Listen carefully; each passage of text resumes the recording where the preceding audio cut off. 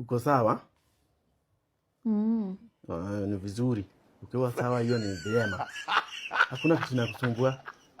Hakuna mtu anataka usikue sawa. Chani confirm kama ndugu yako amereceive 50 bob nimemtumia. 50 bob from Mr. Bank. Yes. Umepokea?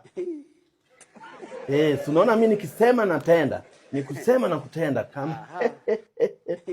Yes, nimekutumia shilingi 50. 50 bob shilling franc beach. Hiyo sasa najua ukifika huko chini mahali unalewanga. Leo nini? Brother yako nimemspoil leo. Dada yako hapa. Yes.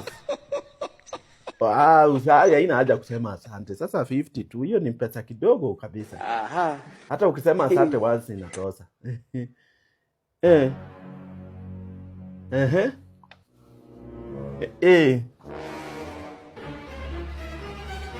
Ndiye amefika leo asubuhi.